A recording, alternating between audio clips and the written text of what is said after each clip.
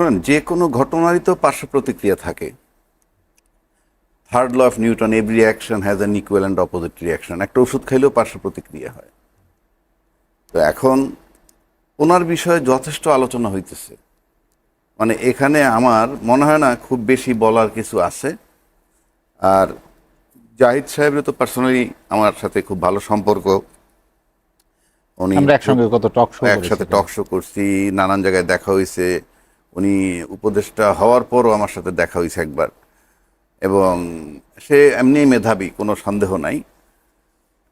কিন্তু প্রশ্নটা অন্য জায়গায় আমি করি, কারণ যে সমস্ত আলোচনা করে গড়পড়তায় হইছে সেগুলো আমি আলোচনা করে আমি সময় নষ্ট করি না। একটা বিষয়ে আমি যেটা জানতে পারছি, আমার যতটুকু মনে পড়ে, জাহিদ ভাই নিজেও বোধ আমাকে একবার বলছিল যে উনি ওনার ওই যে চ্যানেল, যেটা ব্যক্তিগত চ্যানেল জাহিদ ভাই, এটা বোধহয় ইন্ডিয়াতে ব্যান্ড। এটা উনি জানতেন, মনে হয় উনি জানতেন।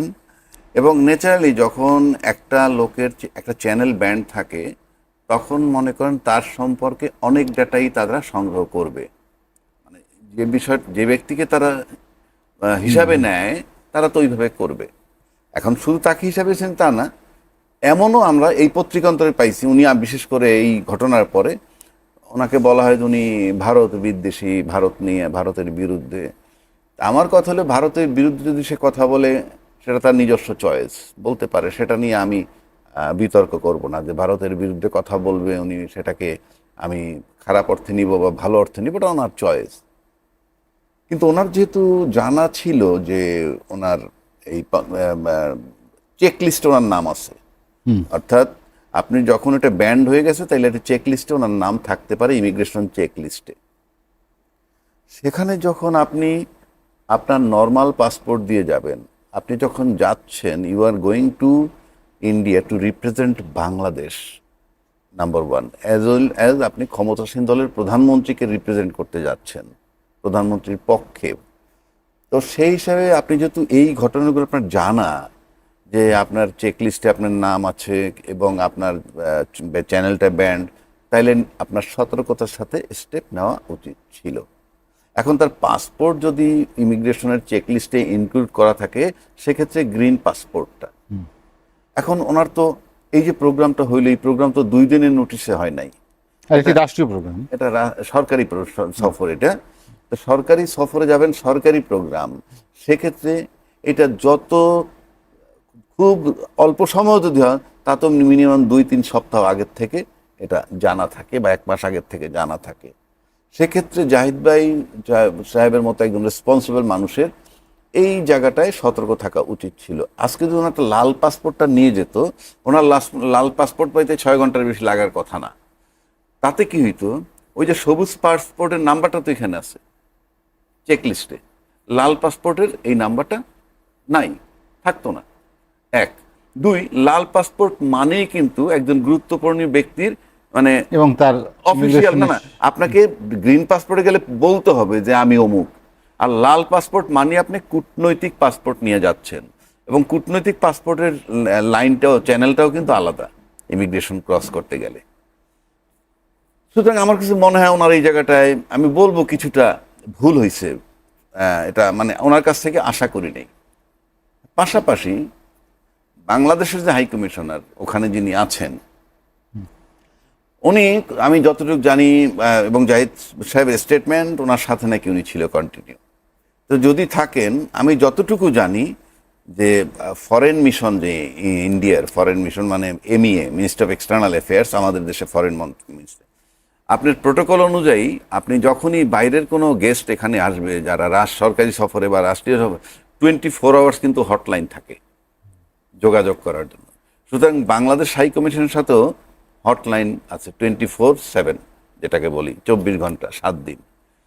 তো সেক্ষেত্রে হাই কমিশনার সাথে সাথে উনি ওই পাসপোর্ট নিয়ে যাওয়ার পরও উনিকে এইটা কমিউনিকেট করতে তো 2-4-5 মিনিটের ব্যাপার, কমিউনিকেট করা। আর ইমিগ্রেশনে যারা বসে থাকে, রাষ্ট্রীয় লেভেল যদি তুলনা করেন, তারা খুব ছোট অফিসার বসা থাকে ইমিগ্রেশনে, তাদের কাছে কিন্তু ইমিগ্রেশনের যে ইয়েতে, মানে স্ক্রিনে যেটা আছে সেটাই তাদের কাছে সর্বস্ব। সুতরাং তারা ওই স্ক্রিন দেখে ধরলো, আটক মানে আটক না, আমি বলছি জিজ্ঞাসাবাদ শুরু হইলো। তারপরে বেরিয়ে আসলো অনেক কিছু, লাল পাসপোর্ট নেননি, তারপরে শার্ক স্টিকার লাগানো আছে। তা শার্ক স্টিকার লাগানো মানে ওনার তো ইন্ডিয়ার ভিসাও লাগে নাই, উনি তো শার্ক স্টিকার দিয়েই গেছেন। শার্ক স্টিকারে তো শার্কভুক্ত সবগুলা ঘোরা যায়। তো এই নানান প্রশ্ন নেচারালি আসছে। আসার পর তো মনে করেন 2 ঘন্টা 2.5 ঘন্টা সময় পার হয়ে গেল। এখন পার হয়ে যাওয়ার পর আমি ব্যক্তিগতভাবে বলবো, পার হয়ে যাওয়ার পর যখন এখানে অ্যাপ্রুভাল দিলেন যে আপনি যান, কারণ ততক্ষণে তো কনফার্ম হয়ে গেল সেই জাহিদ থাকলেও চেকলিস্টের জাহিদই উনি, বাট উনি এখন রেসপন্সিবল একটা জায়গায় আছেন। সুতরাং এইটা দুই দেশের সরকারের অনেক দায়িত্ব বর্তায় তার উপরে, তাকে সিকিউরিটি দেওয়া সব। সিকিউরিটি দেওয়া, তিনি একজন অতিথিও সে দেশের। হ্যাঁ, সে দেশের একজন অতিথিও তিনি। সেই যে অতিথি, সেই হিসাবে সে সিকিউর, এবং ওই সম্মেলনে যোগ দিবেন, সেমিনার টেমিনার করে আবার অ্যাজ ইউজুয়াল চলে আসবেন। এটা খুব স্বাভাবিক। এখন উনি তখন আজকে এসে আমি দেখলাম স্টেটমেন্ট দিছেন যে উনি তাৎক্ষণিক যে প্রতিবাদ, এই প্রতিবাদ স্বরূপ উনি চলে আসছেন। তাৎক্ষণিক প্রতিবাদ স্বরূপ যে আপনি চলে আসেন, তাহলে তো 2.5 ঘন্টা সময় ওখানে আপনি ব্যয় করেছেন। তাৎক্ষণিক প্রতিক্রিয়া দেখাইতে হয় সাথে সাথে, 2.5 ঘন্টা পরে নয়।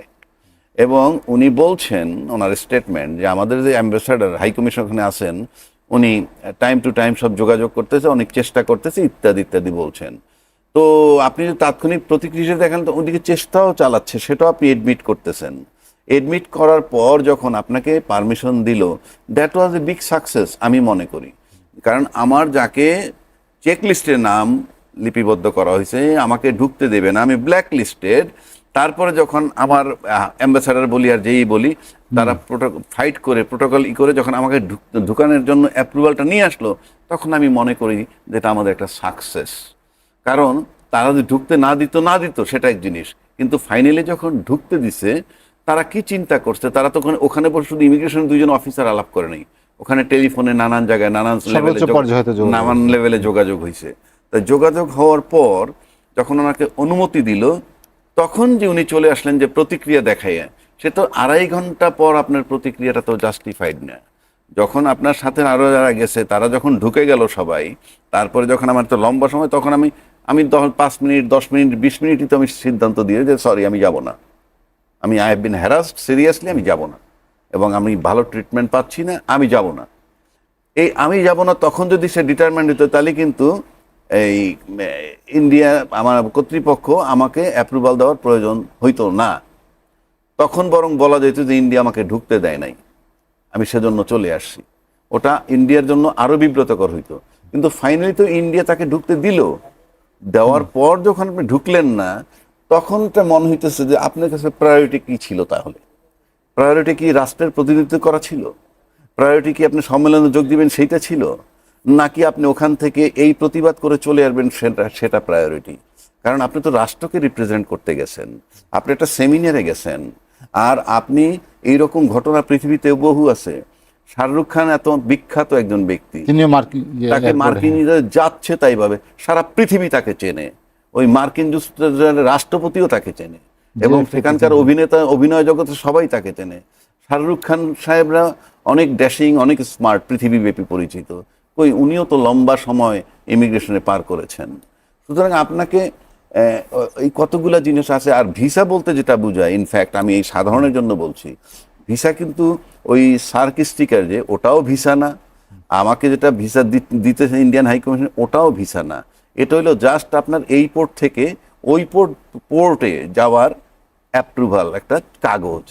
ওখানে যাওয়ার পর ইমিগ্রেশন হলো অথরিটি, উনি আপনাকে ঢুকতে দিলে that will be treated as visa, ঢুকতে না দিলে আপনার এই ভিসা ইনভ্যালিড।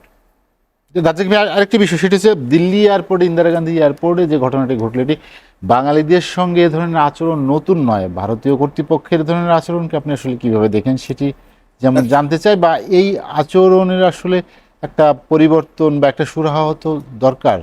জাতি হিসেবে বাংলাদেশকে সামনে তুলে ধরা, মর্যাদা সমুন্নত রাখা, ডক্টর জাহিদের তো এ ধরনের একটি কর্তব্য। আমি সেটা একমত। আপনার আমার যে প্রতিবেশী ভারত, এই যে খুব দামি একটা কথা কে বলছিল, সম্ভবত আমার মনে হয় যতটুকু ধারণা, আমরা যদি এই কথাটা বলি এটা প্রণব মুখার্জি সাহেব বলেছেন যে you can change your friends but you can't change your neighbours. প্রতিবেশী যেহেতু বদলানো যায় না, কাজে প্রতিবেশীর সাথে সম্পর্কটা রাখতে হবে মধুর, এবং সেটা একতরফা নয়, একতরফা নয়। এখন মনে করেন ভারত আজকে, যেমন ভারতের হাই কমিশনার নতুন যিনি আসলেন, উনি যেমন বাংলাদেশে ঢুকেই বললেন যে আমার কাছে মনে হয় আমি ভারতে হাঁটছি। তারপরে বলছেন একই আকাশ একই আকাশ, একই বাতাস, একই যন্ত্রণা। একই যন্ত্রণা যখন একই আনন্দও হবে, একই বেদনা আনন্দ সব। আবার উনি এটাও বলছেন যে আমাদের 140 কোটি, এখানকার 20 কোটি, 160 কোটি, 160 কোটির জনসংখ্যার যে গণতন্ত্র, সেটা যদি একটা গণতন্ত্র হয় তাহলে আমরা বিশাল শক্তি হতে পারি। এটা কেউ কেউ বলছেন যে উনি ডিপ্লোম্যাটিক্যালি বলতে পারেন না, ডিপ্লোম্যাটিক নর্ম ব্রেক করছেন। আমিও ডিপ্লোম্যাটিক নর্ম ব্রেক করছেন বলি, কিন্তু আমি আরেকটা দিকে এটার প্রশংসা করি। এটার কারণ হচ্ছে কি জানেন, আপনি মাইন্ডটা বুঝাই দিচ্ছেন। উনি এই যে আমতা আমতা করার চেয়ে আমরা কি চাই, আমরা কি বলতে চাই সেটা বুঝিয়ে দিলেন। মানে আমি মনে করি এটার জন্য বাংলাদেশের সিদ্ধান্ত নেওয়াটা সঠিক, মানে সহজ হবে। যে এই হাই কমিশনার যে বার্তাটা দিছেন, যে বক্তব্যটা রাখছেন, এটা তো ওনার বক্তব্য নয়, এটা প্রধানমন্ত্রী ভারতের সেন্ট্রাল গভর্নমেন্টের বক্তব্য।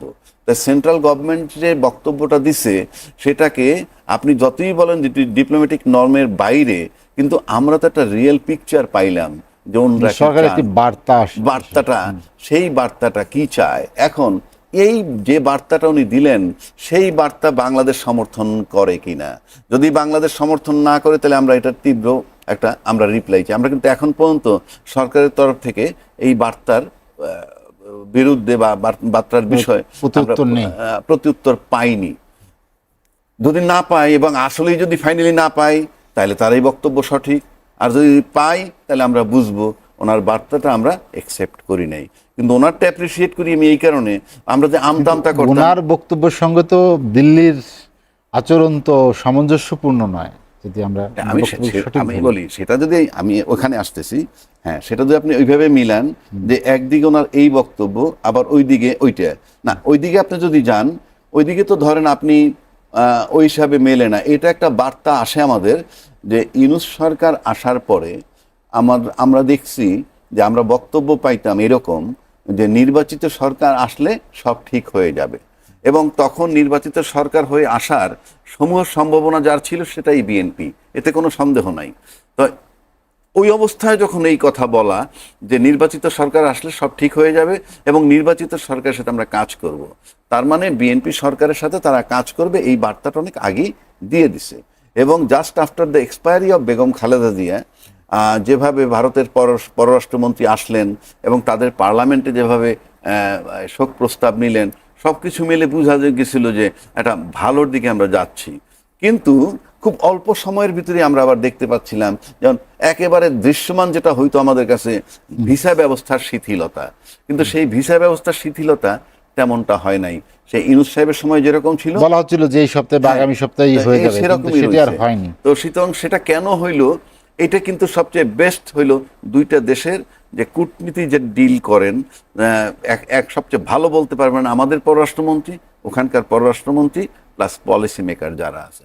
কিন্তু আমরা বাহ্যিক দৃষ্টিতে যেটা দেখি, ইভেন আফটার ইলেকশন যেই স্টেপগুলো আমরা দেখতেছিলাম বেগম খালেদা জিয়ার মৃত্যুর পর, এবং ঠিক তারপরে মনে হচ্ছে কোথাও যেন আবার একটু স্লো হয়ে গেছে, বাধা পাচ্ছে কোথাও। আরেকটু যোগ করে আরেকটি বিষয়, যে আপনি জানেন যে এবছরই শেষ হচ্ছে গঙ্গার পানি চুক্তি, যেটি আমাদের অবশ্যই ডিসেম্বরে যেটি নবায়ন করতে হবে। পাশাপাশি তিস্তা চুক্তি নিয়েও অনেক দিন ধরে এটি ঝুলে আছে, হচ্ছে না। দিল্লির এই ঘটনা কি আসলে সে ধরনের কোনো বার্তা দেয় যে যেটি আমার কাছে শুনেন এগুলো তো নবীমাংসিত ইস্যুগুলোর আসলে ভবিষ্যৎ কি হবে? ডেফিনেটলি এগুলো তো ইনক্লুডেড। কিন্তু আমার ব্যক্তিগতভাবে যেটা ধারণা সেটা হইল প্রতিবেশী দেশ, আমি জানি না, আমি তাদের ভিউটা বলতেছি। প্রতিবেশী দেশ হয়তো ভাবে যে এই নতুন সরকার যে আসছে, তাদের যে সরকার প্রধান, তাদের পক্ষ থেকে ভারত সফরটাই প্রথম হবে। আচ্ছা, ব্যক্তিগতভাবে যদি আমাকে প্রশ্ন করেন, আমাকে হয়তো কেউ মনে করতে পারে আমি খুব সিম্পল সাদামাটা কথা বলি। ধরেন আমি যদি প্রধানমন্ত্রী হইতাম বাংলাদেশের,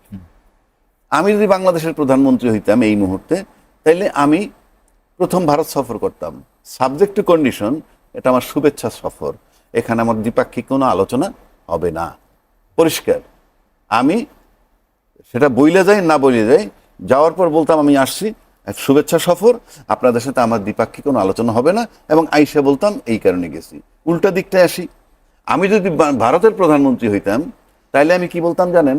আমি আগে সফর করতে আসতাম বাংলাদেশ, মানে তারেক রহমান সাহেব, আমাদের প্রধানমন্ত্রী তারেক রহমান সাহেব ভারতে যাওয়ার আগে আমি আসতাম এই কারণে, আপনারা তো ফিল করেন যে আপনি এল্ডারলি, বড় ভাই সুলভ আপনি, তাই বড় ভাই সুলভ যদি হয়, প্লাস নির্বাচিত সরকার আসলে নির্বাচিত সরকারের কাজ করবেন আপনারা, সেটা ইউনূস সরকারের সময় বারবার বলেছেন, সেক্ষেত্রে আমরা তখন মনে করতাম ইয়েস, আপনিও দ্বিপাক্ষিক আলোচনা নাই করতেন, কিন্তু শুভেচ্ছা সফরে আসতেন।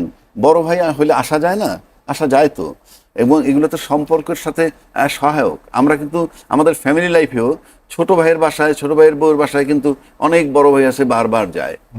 রাজিক ভাই, আপনি অন্তর্বর্তী সরকারের কথা বললেন, তখন ভারতের যে বক্তব্য ছিল যে নির্বাচিত সরকার আসলে তারা সেই সরকারের সাথে কাজ করতে আগ্রহী বা প্রস্তুত, এ ধরনের অনেক কথা আমরা শুনেছি। নির্বাচিত সরকার আসার পরেও পরিস্থিতির যে পরিবর্তন হওয়ার দরকার ছিল, বিশেষ করে সীমান্ত হত্যা, আমাদের যে অমীমাংসিত যে ইস্যুগুলো আছে সেগুলোকে সামনে নিয়ে আসা, যেটি আপনি এর আগে বলেছেন যে বন্ধু সুলভ বা বড় ভাই সুলভ যে একটি আচরণ, সেটি তো আসলে প্রত্যাশিত না, পুষিত হচ্ছে। আপনি জানেন যে সীমান্তে অনেকেই মানবতর জীবনযাপন করছে। এটি আসলে বাংলাদেশ পররাষ্ট্রের নীতিকে আপনি কিভাবে দেখেন, বা এটি একটা বড় ধরনের বার্তা কিনা পুশিনটা?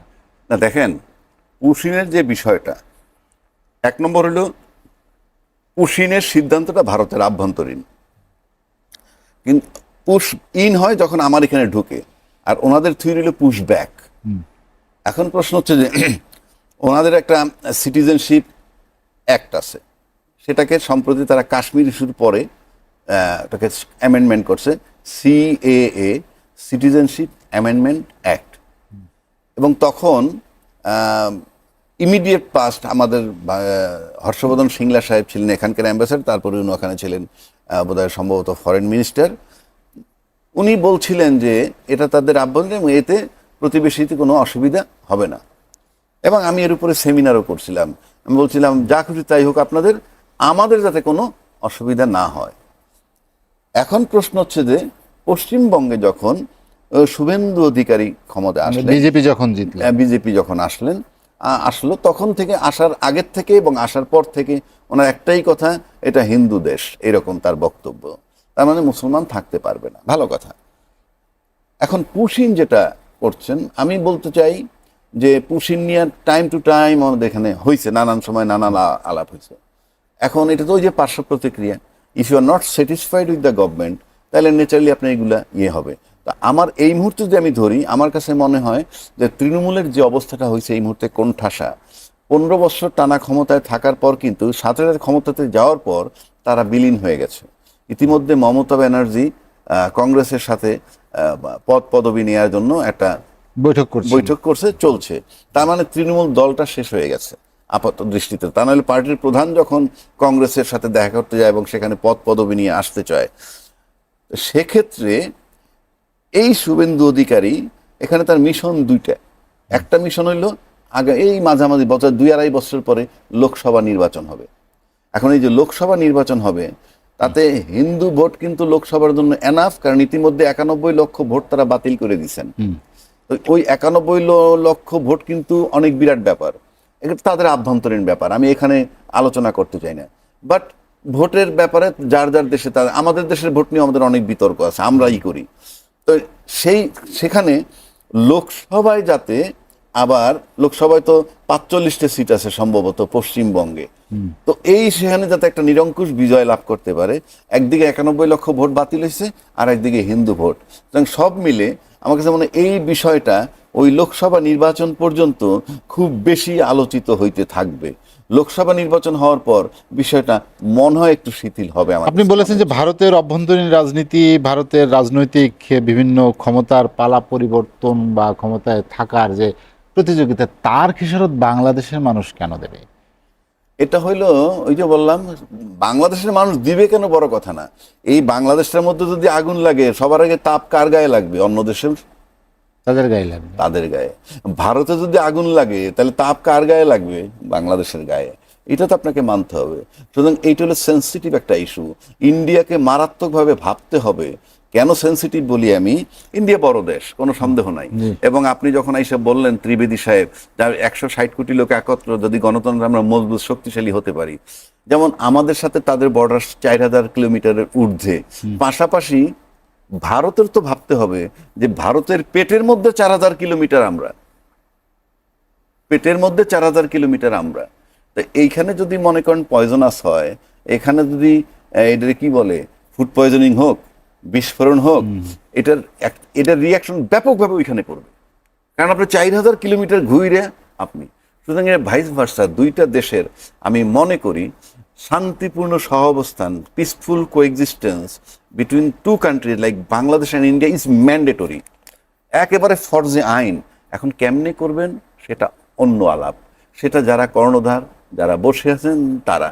এবং আরেকটা বিষয় আছে যে বাংলাদেশের এই নাইবারিং ল্যান্ডের সাথে শান্তিপূর্ণ সহাবস্থান সমতা, ন্যায্যতা, মর্যাদার ভিত্তিতে থাকতে হবে এবং পারস্পরিক শ্রদ্ধাবোধ, এখানে বড় ভাই ছোট ভাই না, পারস্পরিক শ্রদ্ধাবোধ রেখে আমরা থাকবো। পাশাপাশি আরেকটা জিনিস লাগবে এখানে, আমরা কিন্তু ভারত সরকার আপনার বাংলাদেশ ডেভেলপমেন্ট করার জন্য যে কোঅপারেশন দরকার করতে পারে, সেই ফান্ড তাদের আছে। সেটা কীরকম? একটা ব্রিজ করতে 10 টাকা লাগবে, আপনাকে 10 টাকা দিতে পারবে, বিকজ প্রতিবেশী হিসাবে সমস্ত খবর একের ভিতরে অন্যের আছে।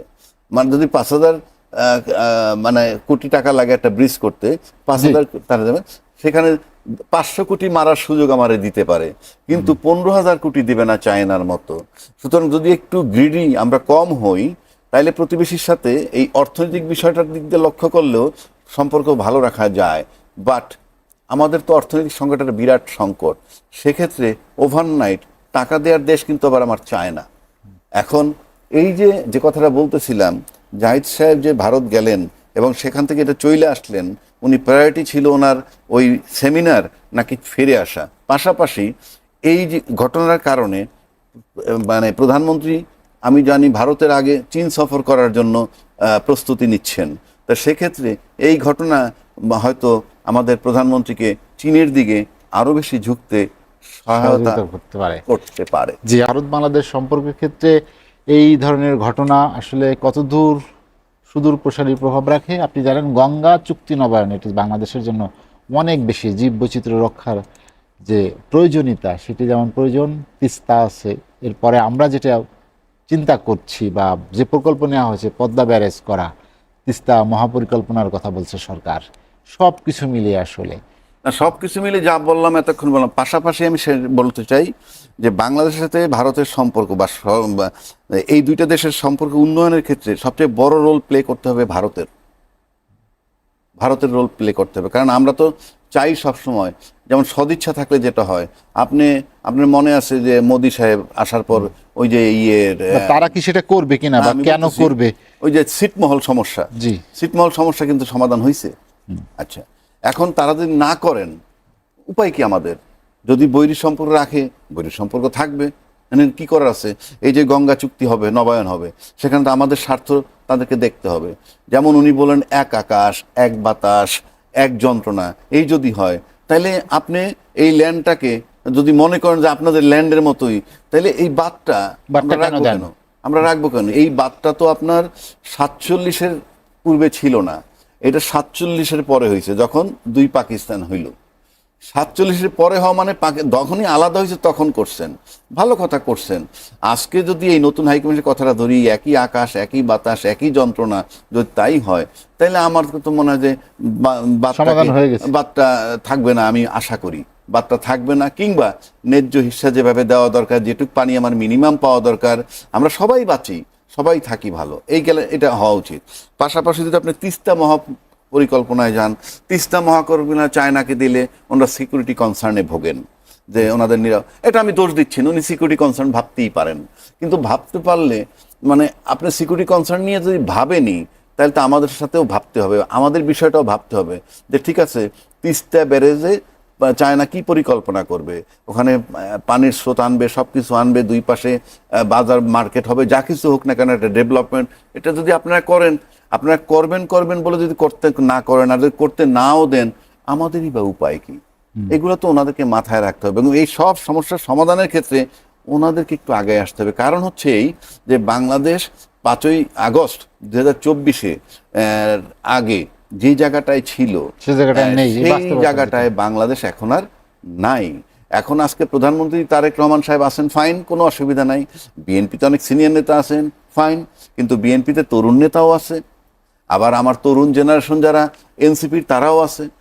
আপনি জামাত ক্ষমতায় আসুক না, তাদেরও একটা তরুণ জেনারেশন আছে, দলের বাইরে একটা তরুণ জেনারেশন আছে। সব কিছু মিলাইলে প্লেন চোখে যদি দেখি, আমার কাছে মনে হয় অগ্রণী ভূমিকাটা তাদের দিক থেকে হওয়া উচিত। রাজকি ভাই, আরেকটি বিষয় আমি এখানে আপনার কাছে যেটি তুলতে চাই, আপনি জানেন যে সাবেক আইজিপি বেনজির আহমেদ, আপনি একজন আইনজীবী, আপনার কাছে এই জন্যই জানতে চাওয়া যে তাকে ফিরিয়ে আনা আসলে দুবাই থেকে এটা কতটা বাস্তবসম্মত? যদিও সরকার বলছে ফিরিয়ে এনে বিচার করবেন, যদি ফেরাতে না পারে তাহলেই বা মানুষের প্রতিক্রিয়াটা কি হতে পারে? শোনেন, বেনজির সাহেব গ্রেফতার হয়েছেন দুবাইতে। এটা ছিল একটা মানে অকল্পনীয় ব্যাপার যে গ্রেফতার হতে পারেন। এখন প্রশ্ন হচ্ছে কেন গ্রেফতার হলেন? ইন্টারপোল অনেক বাংলাদেশ ভূভাগে থেকেই বাংলাদেশের মানুষ পরিচিত ইন্টারপোল শব্দটার সাথে। ইন্টারপোল দিয়ে পর্যন্ত কাউকে ধরছে বাংলাদেশের পক্ষে? আমার কাছে মনে হয় ইনি প্রথম ব্যক্তি। ধরছে কোথায়? দুবাইতে। আপনার কি মনে আছে এর আগে কাতার বোধহয়, এই যে 75 জন লোক বাংলাদেশের, সেটাও দুবাইতে, দুবাইতে আরব আমিরাতে। তাদের জেল হয়েছিল। নট দ্যাট যে শুধু হাজতে ছিল, জেল হয়েছিল। ইউনূস সাহেব ক্ষমতায় আসার পর কয়েক দফা টেলিফোনে আলাপ করে উনি রিলিজ করাইছেন। তারপর অপশন দিছে, তোমরা তোমাদের দেশে চলে যেতে পারো কিংবা এখানেও কাজ করতে পারো। আপনি বিশ্বাসে ভালো করে চিন্তা করেন। অপরাধীদেরকে দণ্ড দিল, তাদের দণ্ড মৌকুফিরা মুক্তি, তারপরে বললো তোমার দেশেও যাইতে পারো, এখানেও থাকতে পারো। এটা হলো শুরু। আইন তো আছেই, তারপরে পার্সোনাল রিলেশন, এবং এটা কিন্তু নজিরবিহীন ঘটনা। এখন কেন এই কথাটা টানলাম? ইউনূস সরকার যখন ক্ষমতায়, তখন এই প্রসিডিউর চালায় গেছেন, এই ইন্টারপোলের কাছে নোটিশ ফুটিশ দিয়ে, চিঠিপত্র দিয়ে দিছেন, তখন এপ্রিল 25-এ। সেইটাই এসে এখানে 1 বছরের বেশি সময় আগে। হ্যাঁ।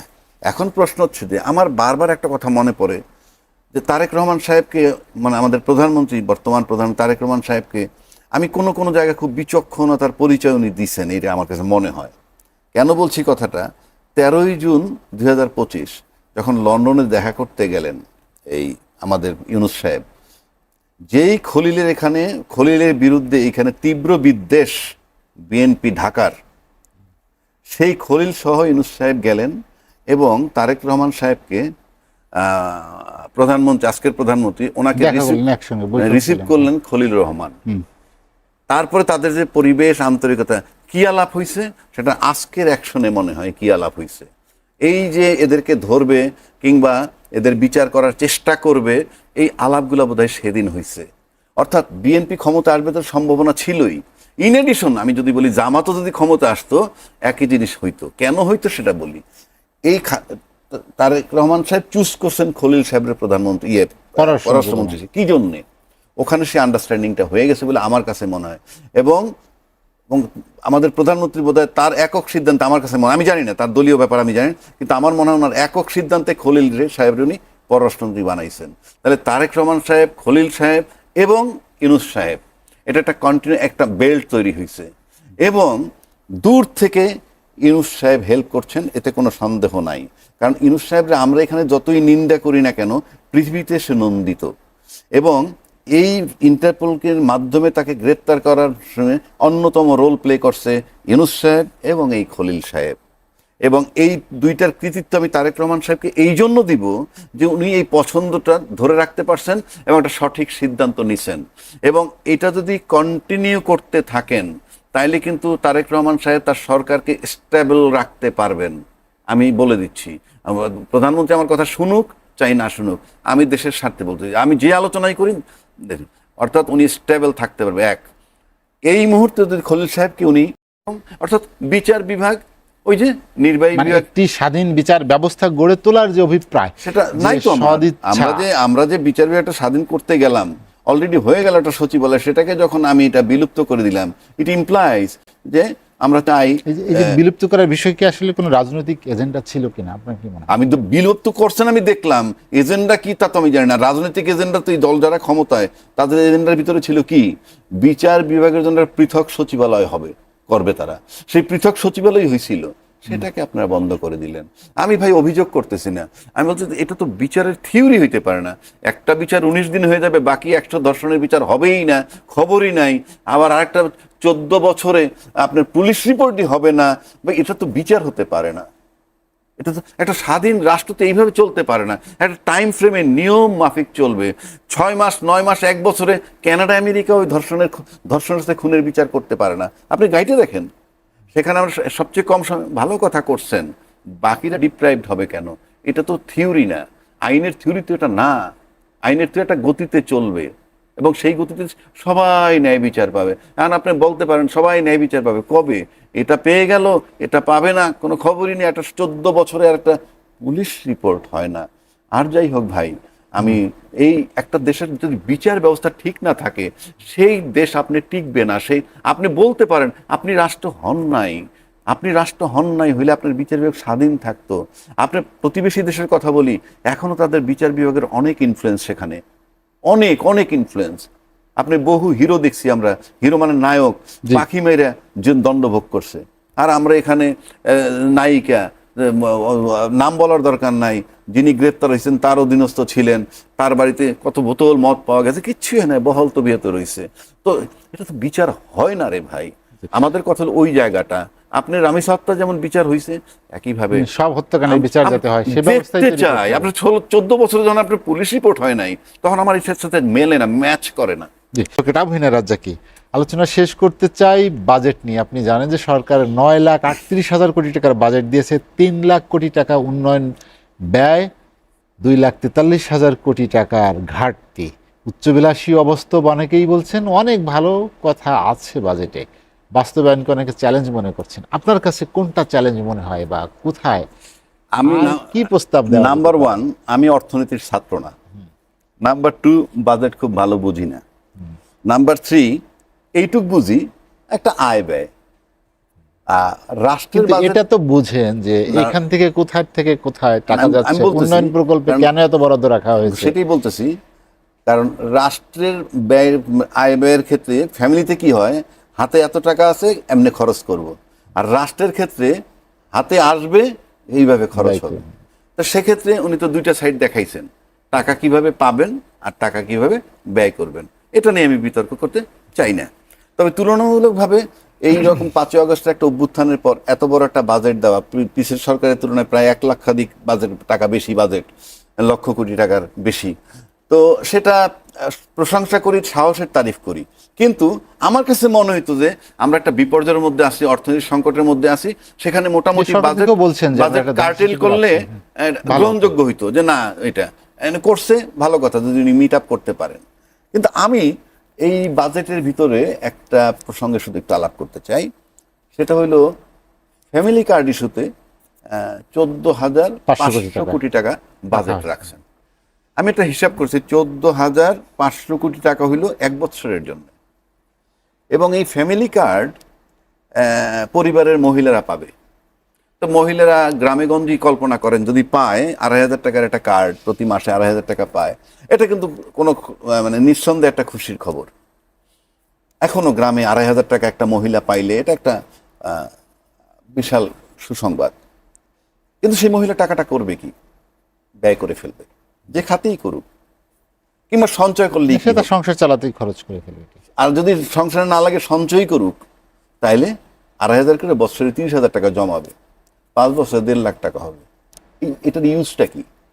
কেন বলছি, আমরা যদি এটাকে অন্যভাবে যাই, একটু টেকসই পদ্ধতির দিকে যাইতাম, যে আপনি মনে করেন যে 14,500 কোটি টাকা আপনি যদি প্রতিটা ফ্যামিলিতে, এতে আমি দেখলাম যে 2.5 লক্ষ টাকা যদি একটা ছেলের পিছে বা মেয়ের পিছে ব্যয় করেন, যেই ফ্যামিলিতে গরিব কিন্তু 18-20 বছর একটা মেয়ে বা ছেলে আছে, আপনি ফ্যামিলি থেকে চুজ করলেন একজন, কি তোমাকে বিদেশ পাঠাবো, তোমাকে আমি ট্রেনিং দিব, ইলেকট্রিক্যাল কাজ শিখাবো, ওয়েল্ডিং শিখাবো, মেয়ে হলে দক্ষতায় গড়ে একটা তুলবো আর কি। স্পেশালাইজ বানাইয়া সেটা সরকার করবে, কইরা তাকে ট্রেন আপ করলো।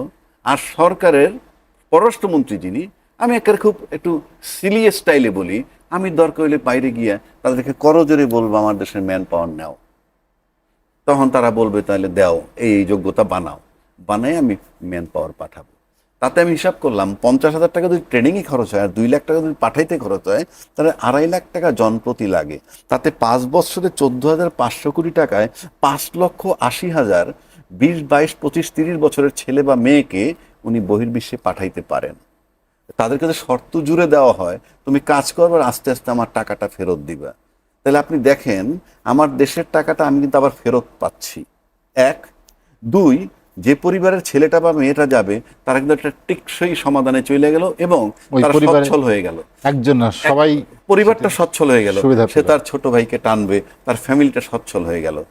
3, এরা ফরেন রেমিটেন্স পাঠাবে, আমার কিন্তু ফরেন রেমিটেন্স আসবে, তাহলে আপনি কতগুলা দিক যাচ্ছে, পরিবার সচ্ছল হচ্ছে, আমার যে টাকা রাষ্ট্র ব্যয় করছে সেই টাকা ফেরত পাচ্ছে, ওরা দরকার হলে 2 বছরে দিবে, টাকাটা ফেরত পাচ্ছে, তারপরে ফরেন রেমিটেন্স আসতেছে, যতদিন তারা বিদেশে যাবে ততদিন আমি রেমিটেন্স পাবো।